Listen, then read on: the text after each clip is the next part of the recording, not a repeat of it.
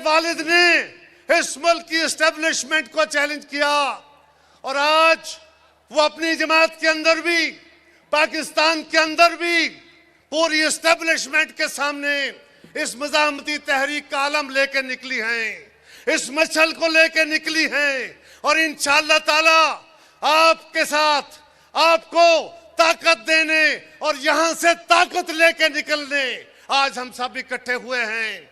मैं आपसे गुजारिश करूंगा, अपनी उस बहन का, अपनी उस बेटी का झंडे लहरा के खड़े होकर इस्तकबाल करें। मेरी मुराद है, मैं दावत दूंगा मोहतरमा मरियम नवाज शरीफ को, जो आज इस मुल्क में मज़ाहमत की अलामत बनकर निकली हैं। इस्तकबाल कीजिए मोहतरमा मरियम नवाज।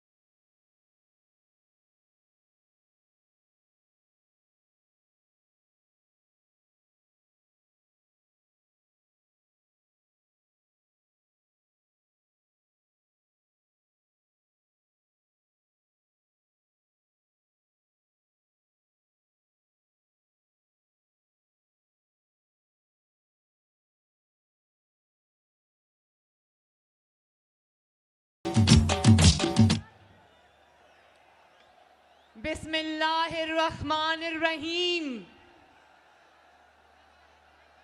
जनाब मोहतरम आसिफ अली जरदारी साहब, जनाब चेयरमैन पीपल्स पार्टी बिलावल भुट्टो जरदारी साहब, पीडीएम के मोहतरम कायदीन, मोजा भाईरो, मोजो भेनरो, पीपल्स पार्टी के जियालो, मोहतरमा शहीद और भुट्टो शहीद के मानने वालों, सिंध धरती के बेटों, आपको सिंध की बेटी, सिंध की बहन मरियम नवाज शरीफ की तरफ से अस्सलाम अलैकुम। अजमा सिंध जे अमन जे सरजमीन ते आई आया।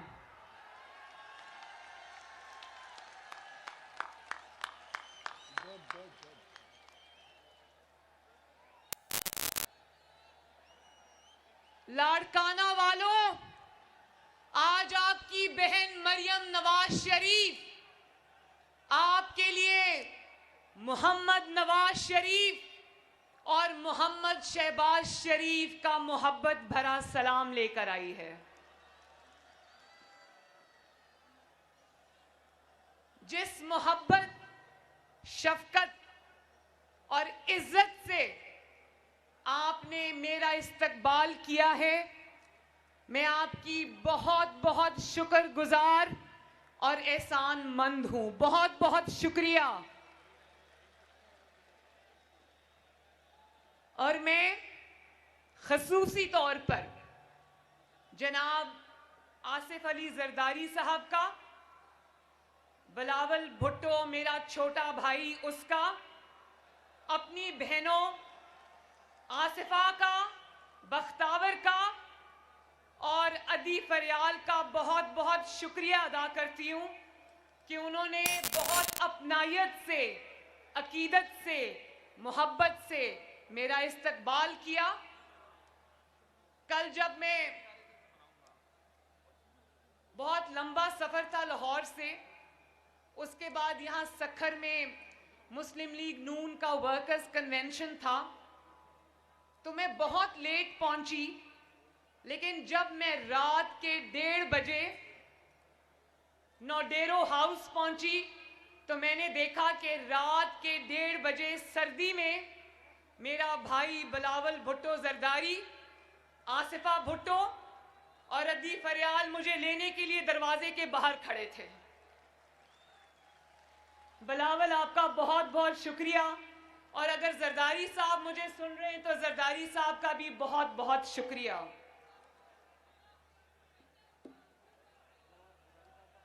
और मुझे अपने घर में ठहराने का भी शुक्रिया। मुझे अब एक बात याद आ रही है कि जब बिलावल भुट्टो ने पिछली दफा मुझे कराची में कारसाज के जलसे में बुलाया था, तो सुबह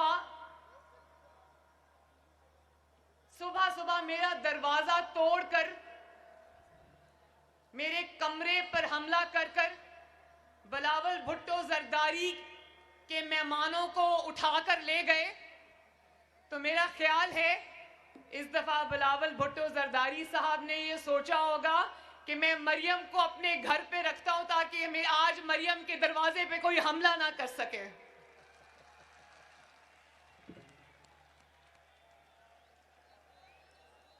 मुझे आज खुशी भी है कि मैं शहीद मोहतरमा बेनजीर भुट्टो के मज़ार पर हाजिरी देने आई हूं, लेकिन मुझे अफसोस भी है, दुख भी है कि पाकिस्तान की नहीं बल्कि आलमे इस्लाम की पहली खातून वजीर आज़म शहीद मोहतरमा बेनजीर भुट्टो को अपनी जिद्दोजहद में हाथ से जान गंवाना पड़ी।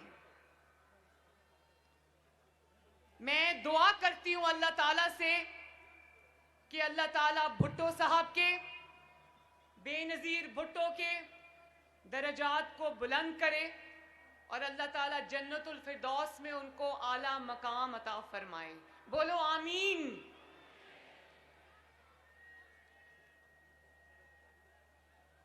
मैंने सुना था कि सिंधियों के दिल भी बड़े होते हैं और सिंधियों के दस्तरखान भी बड़े होते हैं।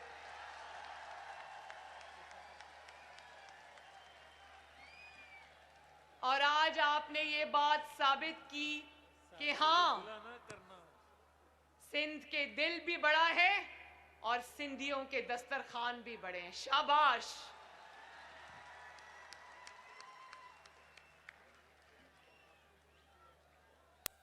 लाड़काना वालों, बीबी शहीद की मौत का जख्म सिर्फ आपके दिलों पर नहीं लगा।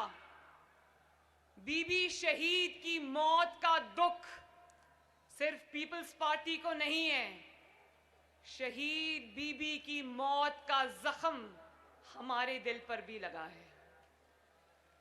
आज 13 साल बाद भी न सिर्फ ये कि हम आपके दुख में शरीक हैं, बिलावल भुट्टो के दुख में शरीक हैं, बल्कि बेनजीर की मौत जो है वो पाकिस्तान का कौमी सानेहा है, जिसका दुख आज भी हमारे दिलों में ताजा है। और मैं भुट्टो शहीद और बेनजीर भुट्टो शहीद को खराजे तहसीन पेश करना चाहती हूं एक शेर के जरिए। और वो शेर है जो मुझे कभी अड्याला जेल में जब फेंका तो मुझे वो शेर याद आता था। जिस धड़ से कोई मक्तल में गया वो शान सलामत रहती है। जिस धड़ से जो मक्तल में गया वो शान सलामत रहती है। ये जान तो आनी जानी है, इस जान की कोई बात नहीं। भुट्टो के कातिल और बेनजीर भुट्टो के कातिलों का आज कोई नाम लेवा भी नहीं है, लेकिन उनको चाहने वाले यहां हजारों लाखों की तादाद में आज भी मौजूद हैं और मौजूद रहेंगे इंशाअल्लाह। मुझे आज वो दिन याद आ रहा है जब टीवी पर ये खबर आई दिल दहला देने वाली खबर आई कि मोहतरमा पर जानलेवा हमला किया गया है, तो मेरे वालिद नवाज शरीफ क्योंकि उस वक्त पिंडी में मौजूद थे, तो वो सीधा सबसे पहले अस्पताल पहुंचे और वो शायद उन चंद पहले लोगों में से थे जिनको डॉक्टर्स ने मोहतरमा के शहीद हो जाने की खबर दी। तो ये खबर सुनकर न सिर्फ उनकी आंखों से आंसू जारी हो गए, जिसको कैमरा ने हमेशा के लिए अपने अंदर कैद कर लिया, बल्कि वो बाहर आए और पीपल्स पार्टी के जियालों को उन्होंने सीने से लगाया और उनके दुख को उनके साथ उसी वक्त बांटा।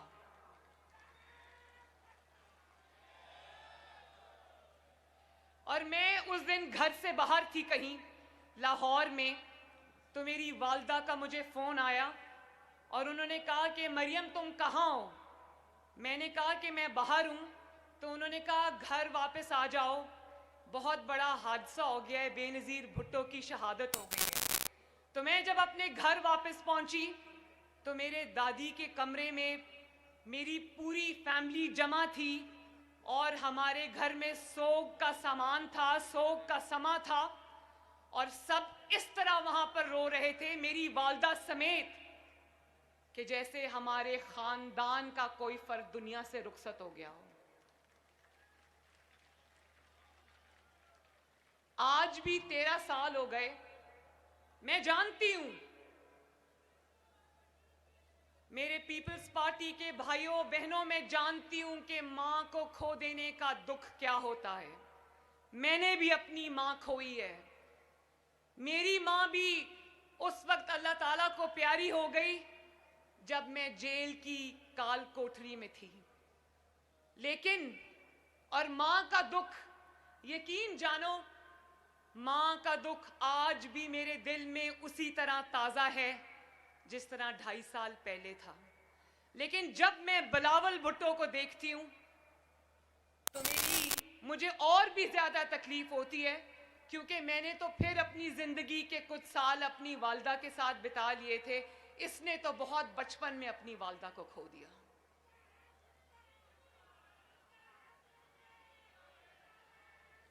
और मैं एक और सियासी निस्बत के अलावा बेनज़ीर भुट्टो शहीद से मेरी एक और निस्बत है।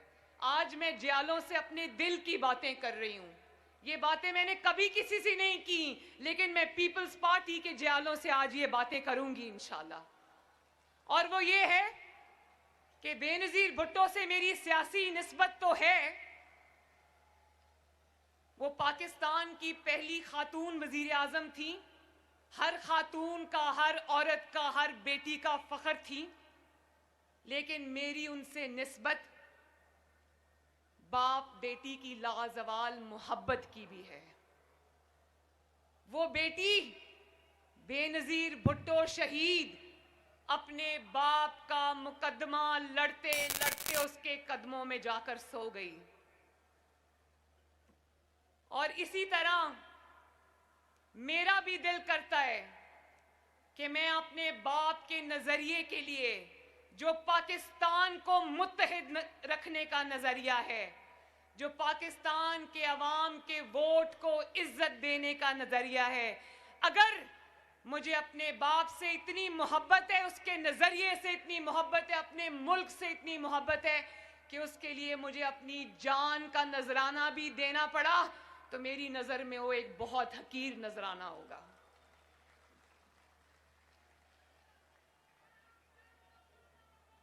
और जिन दिनों मीसाके जमहूरियत बन रहा था, तो बेनज़ीर भुट्टो साहिबा और आसिफ अली जरदारी साहब, उन दिनों हम जद्दा में जिला वतन थे, तो मेरी पहली मुलाकात थी बेनज़ीर भुट्टो शहीद से।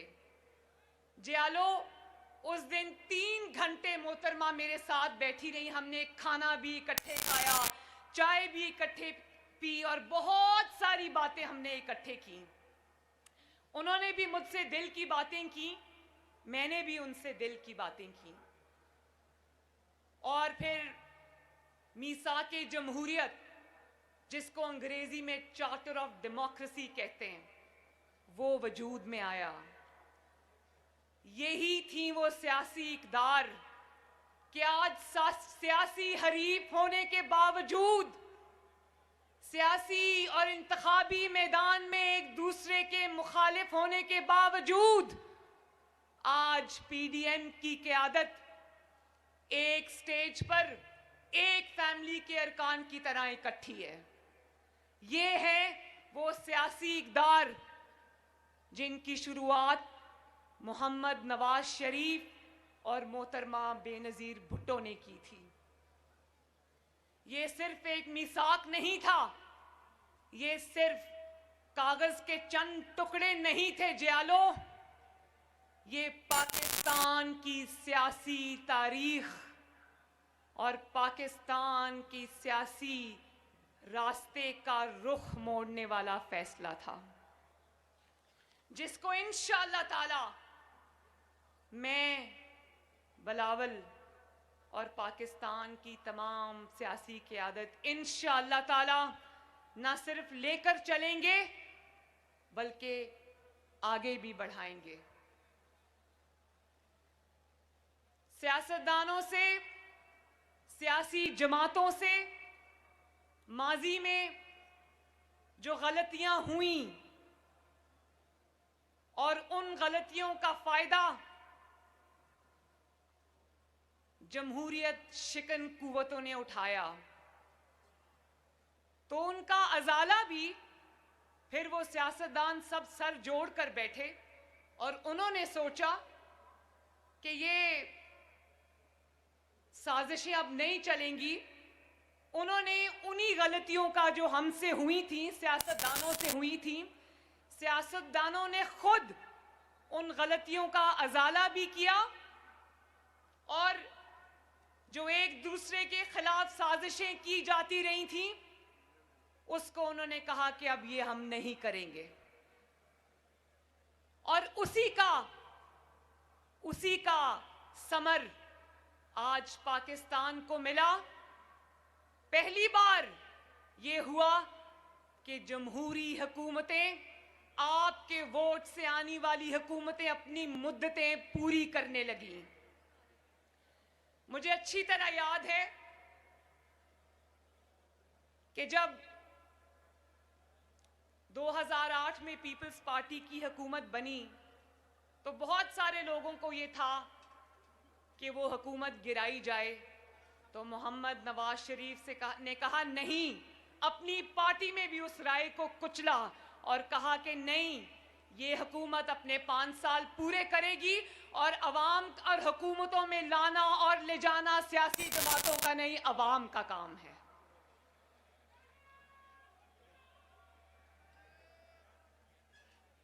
और जब सियासी जमातें अपनी हुकूमतें पूरी करने लगी, जब जमहूरियत पनपने लगी, तो कुछ कुव्वतों को, जिनको डिवाइड एंड रूल सूट करता था, उनको तकलीफ होने लगी। तो फिर हमने देखा कि सियासी कूड़ा इकट्ठा करके जनरल पाशा ने एक जमात बनाई जिसका नाम है पाकिस्तान तहरीके इंसाफ।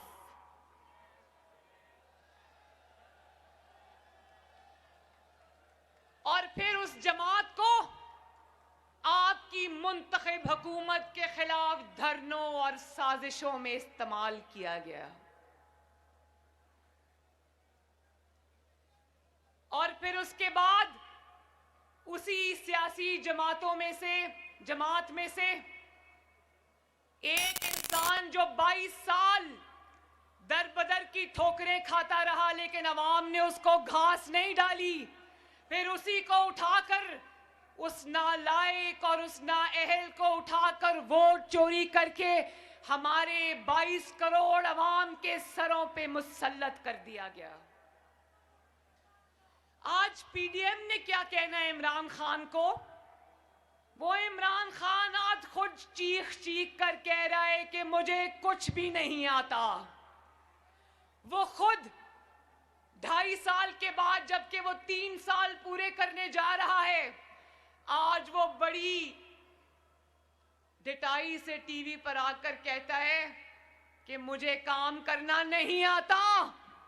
वो खुद अपने मुंह से ये एतराफ कर रहा है कि मैं ना अहल भी हूं और ना लायक भी हूं, और ये भी कह रहा है कि तैयारी के बगैर हुकूमतों में नहीं आना चाहिए।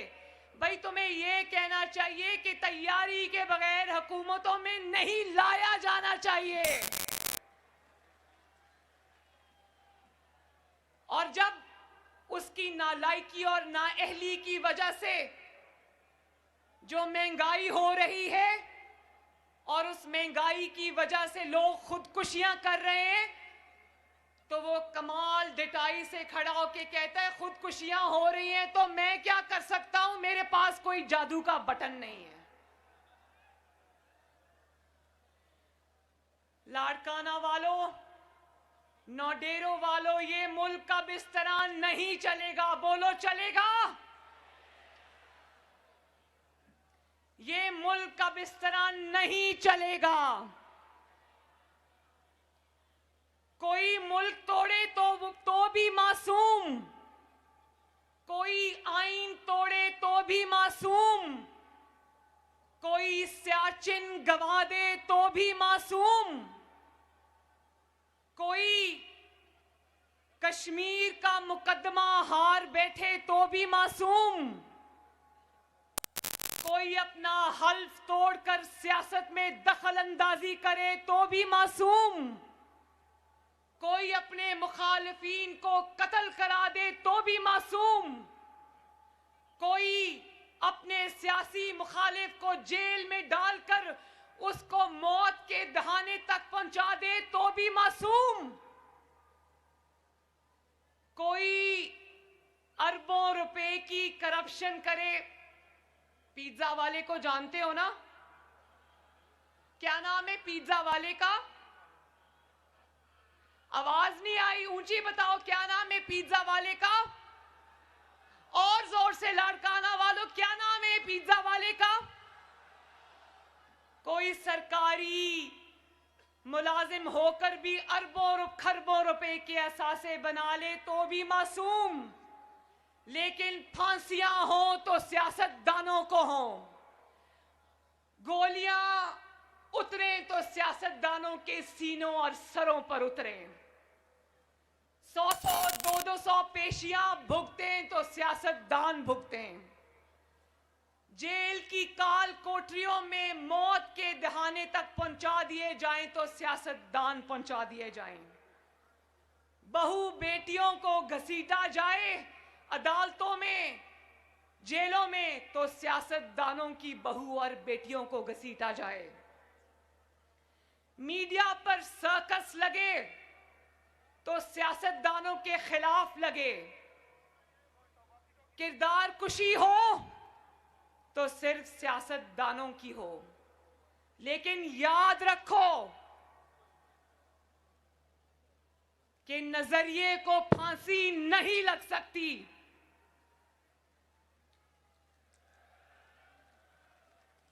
नजरिए को जलावतनी नहीं हो सकती, और ये इन्हीं नजरियात का फैज है कि आज तुम्हारा नाम लेवा भी कोई नहीं है, लेकिन पाकिस्तान के कोने कोने में नवाज शरीफ और बेनजीर भुट्टो के नाम लेवा हैं।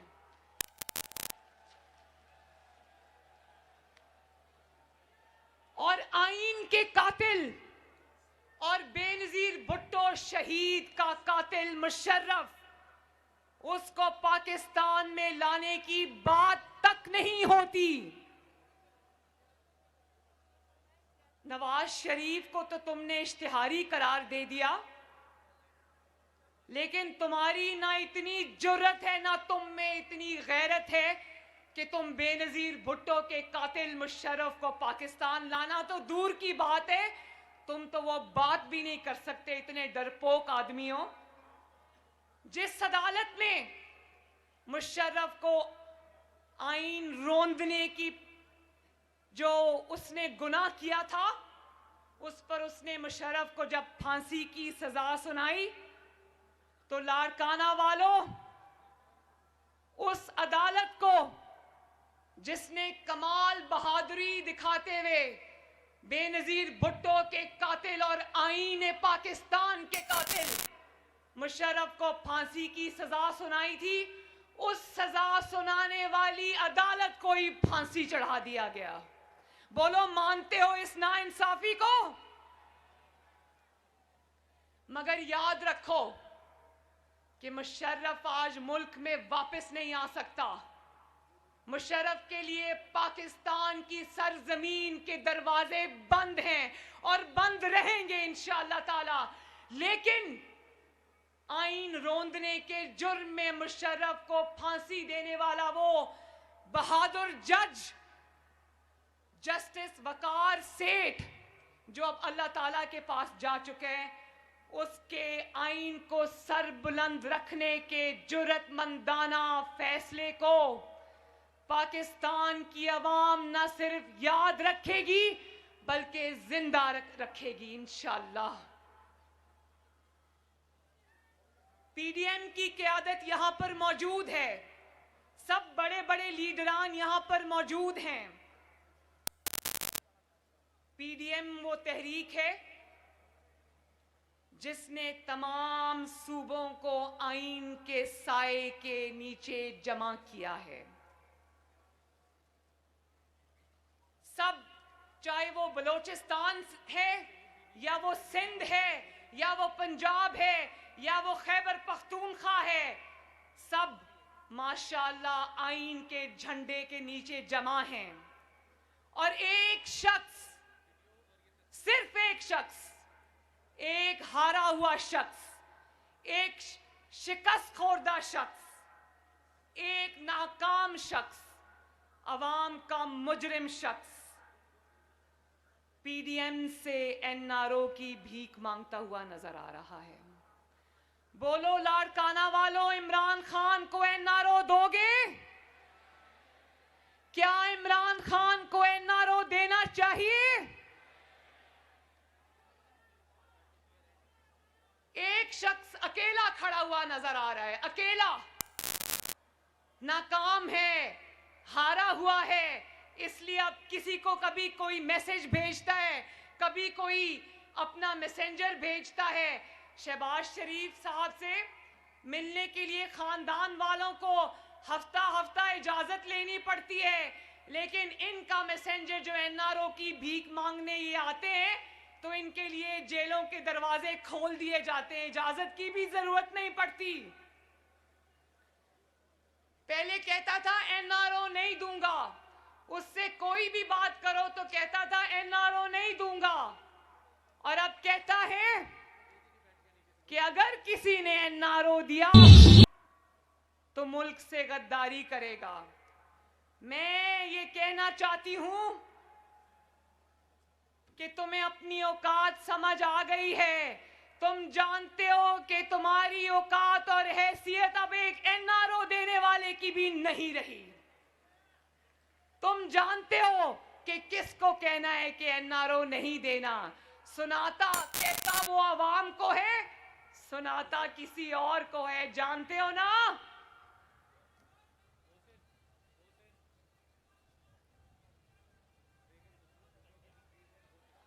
इस महंगाई को घर भेजने के लिए इमरान खान को घर भेजना बहुत जरूरी है, ये सुन लो।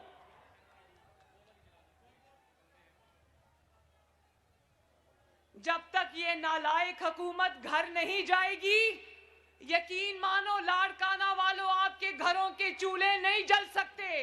इसलिए पीडीएम का साथ दो और इस नालायक और नाअहल इमरान खान को घर भेजो। साथ हो ना? और फिर कहते हो कि ऑपोजिशन फौज को बदनाम कर रही है। ऑपोजिशन जब महंगाई की बात करती है तो कहते हो ऑपोजिशन फौज को बदनाम कर रही है। ये पहला सियासतदान है जिसका नाम इमरान खान है, जिसने इंडिया जाकर वो सारी वीडियोस मौजूद हैं, इसने इंडिया जाकर पाकिस्तान की फौज और आईएसआई के खिलाफ बात की थी। ये वो पहला सियासतदान है। और पहला जाली वजीर आजम है जिसने वजीर आजम बनकर जब ये अमेरिका गया तो अपनी फौज और ISI पर हमले किए। पाकिस्तान की याददाश्त कमजोर नहीं है। आज तुम ऑपोजिशन को ये मत कहो कि ऑपोजिशन फौज के खिलाफ बात करती है। ऑपोजिशन और पाकिस्तान की आवाम के पास तुम्हारी वो सब वीडियोस मौजूद हैं जिसमें तुमने फौज के ऊपर सीधे सीधे हमले किए हुए हैं।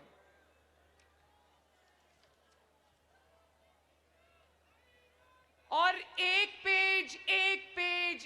पेज की रट लगाकर जितना तुमने फौज को बदनाम किया शायद ही पाकिस्तान की तारीख में किसी ने किया हो। और जब रोटी, अभी किसी ने महंगाई की बात की थी ना, जब रोटी 30 रुपए की हो जाती है तो ये अपनी नालायकी छुपाने के लिए कहता है फौज मेरे पीछे खड़ी है। जब आटा 90 रुपए किलो हो जाता है तो ये अपनी नालायकी छुपाने के लिए कहता है फौज मेरे पीछे खड़ी है। जब चीनी 120 रुपए किलो हो जाती है तो ये अपनी करप्शन छुपाने के लिए कहता है फौज मेरे पीछे खड़ी है। जब LNG पर ये 122 अरब का डाका डालता है, LNG को टाइम पर सस्ती LNG नहीं मंगवाता और आपको जब महंगी LNG मिलती है, आपके घरों में जब गैस की शॉर्टेज होती है और चूल्हे नहीं जलते, और जब अवाम का ये महंगाई से कचूमर निकालता है तो कहता है फौज मेरे पीछे खड़ी है। तुम ज्यादा सियाने बनने की कोशिश ना करो। फौज की पर तनकीद तब होती है जब तुम्हारी नालायकी का बोझ फौज को उठाना पड़ता है। फौज पर तनकीद तब होती है जब तुम अपने सियासी मुखालिफिन को जेल में बंद कराने और उनसे सियासी इंतकाम लेने के लिए, सियासी इंतकाम लेने के लिए तुम फौज को सियासत में घसीटते हो। फौज पर तनकीद तब होती है जब तुम्हारी नाअहली की वजह से कश्मीर मोदी की झोली में जा गिरता है। फौज पर तनकीद तब होती है जब तुम्हारी नालायकी और नाअहली और नाअहल और नालायक हुकूमत की वजह से सियाचिन पे खड़ा फौजी ये सोचता है कि मैं दिन रात इधर अपने वतन अजीज की खातिर खड़ा हूं, लेकिन इस साल मेरी तनख्वाहें नहीं बढ़ी और मेरे घर में चूल्हे की आग ठंडी हो रही है। और फिर कहते हो कि तैयारी के बगैर हुकूमत में नहीं आना चाहिए। किसको सुना रहे हो ये? क्योंकि अवाम तो तुम्हें लेकर नहीं आई, तुम्हें जो लाए हैं उनको पीछे हटना पड़ेगा अब इंशाल्लाह। दवाई भी महंगी हो गई है ना। ये सुनो, खुदा के वास्ते बेरहम आदमी इमरान खान, ये सुनो कि अवाम किस तरह बिल बला रहे हैं। मुझे पता है कि जो दवाई आज से 3 साल पहले 200 रुपए की थी अब 500 रुपए की है, 600 रुपए की है, मैं जानती हूं।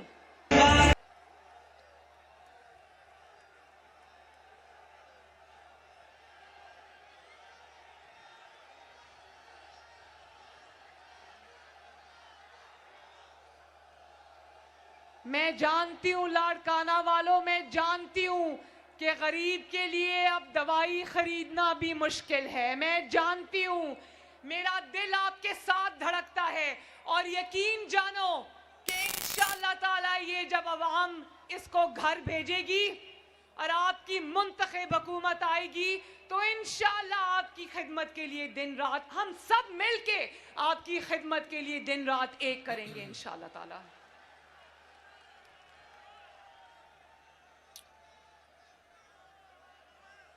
और कहते हैं कि ये फौज को कहते हैं कि मेरी हुकूमत का तख्ता उल्टो। नहीं, हम फौज को नहीं कहते कि इसकी हुकूमत का तख्ता उल्टो। हम सिर्फ सेलेक्टर्स को कहते हैं कि इससे पीछे हट जाओ, और जब तुम इससे पीछे हट जाओगे तो फिर पाकिस्तान की आवाम जाने, हम जाने और इमरान खान जाने। क्या आवाम का रोजगार छिनता रहे इसलिए कि तुम्हारी ताबेदारी चलती रहे? बोलो मंजूर है? क्या तरक्की रुकी रहे इसलिए कि तुम्हारी ताबेदारी चलती रहे? बोलो मंजूर है? क्या दवाइयां महंगी होती रहें इसलिए कि तुम्हारी ताबेदारी चलती रहे? बोलो लाड़काना वालों, मंजूर है? क्या गरीब का चूल्हा बंद रहे इसलिए कि तुम्हारी ताबेदारी चलती रहे? बोलो लाड़काना वालों, नहीं नहीं नहीं।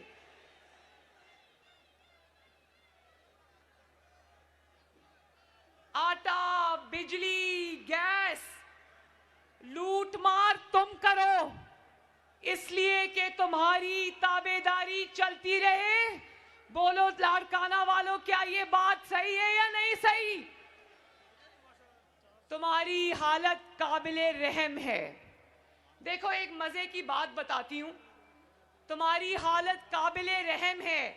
मर्दान के रैली के अंदर बिलावल भुट्टो नहीं आ सका, तो उस दिन इसकी जो ज़हनी हालत है इमरान खान की, इतना कमजोर है ये आदमी कि ये दूरबीन लगाकर पीडीएम के जलसे देखता है और स्टेज पे दूरबीन लगा के देखता है कि कौन सा लीडर बैठा है, कौन सा नहीं बैठा।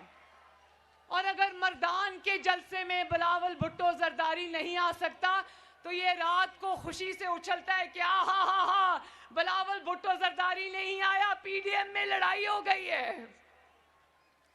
और आज ये कहेगा कि मौलाना फजलुर रहमान नहीं आ सके, पीडीएम में लड़ाई हो गई है। कल को ये देखेगा कि किसी रैली में मरियम नवाज नहीं आ सकी तो तालियां बजाएगा कि पीडीएम में लड़ाई हो गई। और फिर कहता है कि इन बच्चों की अहलियत क्या है। मैं बताऊं इन बच्चों की अहलियत, तुम्हारे से उम्र में आधे हैं, बच्चे तो नहीं हैं, लेकिन इन बच्चों ने तुम्हें तिगनी का नाच नचा दिया है। इन बच्चों ने तुम्हारी रातों की नींदें हराम कर दी हैं। और एक और बात, इसलिए कि ये बच्चे आज तारीख की सही सिमत में खड़े हैं और तुम अकेले इसलिए हो। और फिर जब ये बच्चे तुम्हें ललकारते हैं तो अपने बड़ों के पीछे छाके छुप जाते हो और कहते हो कि ओहो मुझे इन बच्चों से बचाओ, ये बच्चे मुझे लेके बैठ जाएंगे। बड़ों से जाकर इन बच्चों की शिकायतें लगाता है। हम सब जानते हैं, इतने सियाने ना बनो, पाकिस्तान की आवाम तुमसे ज्यादा सियानी है। इन बच्चों की सबसे बड़ी क्वालिफिकेशन ये है कि इन बच्चों के साथ अल्हम्दुलिल्लाह पाकिस्तान की आवाम खड़ी है।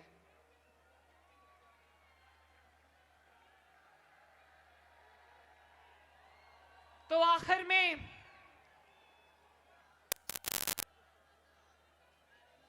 इंशाअल्लाह पीडीएम के अंदर फूट डलवाने का तुम्हारा ख्वाब कभी पूरा नहीं होगा। ये ख्वाब तुम दिल में लिए इंशाअल्लाह ताला हुकूमत से रुखसत हो जाओगे। कान खोल कर सुन लो, तुम्हारी जंग पीडीएम से नहीं है, तुम्हारी जंग इन 22 करोड़ अवाम से है जिनके ऊपर तुम बिजली और कहर बन के टूटे हो। और ये जंग इंशाअल्लाह ताला पाकिस्तान के अवाम जीत चुके हैं। ये जंग मैं आज ऐलान करती हूं कि ये जंग ताबेदार खान, ये जंग तुम हार चुके हो। आखिर में एक दफा फिर चलो एक बात लाड़काना वालों मुझे बता दो कि अगर बिलावल भुट्टो जरदारी साहब और पीडीएम आपको इस्लामाबाद आने की कॉल देगी तो आओगे? और जोर से आओगे? मेरी जो माएं, बहनें, बेटियां, सिंध धरती की बेटियां यहां पर खड़ी हैं, मैं उनको मोहब्बत भरा सलाम अर्ज करती हूं। मैं एक दफा फिर पाकिस्तान पीपल्स पार्टी का, लाड़काना के अवाम का और सिंध की धरती के गयूर लोगों का तहे दिल से शुक्रिया अदा करती हूं। सिंध धरती जिंदाबाद, पीडीएम जिंदाबाद, लाड़काना के अवाम जिंदाबाद, जमहूरियत के मतवाले जिंदाबाद, पाकिस्तान पाइंदाबाद। बहुत बहुत शुक्रिया।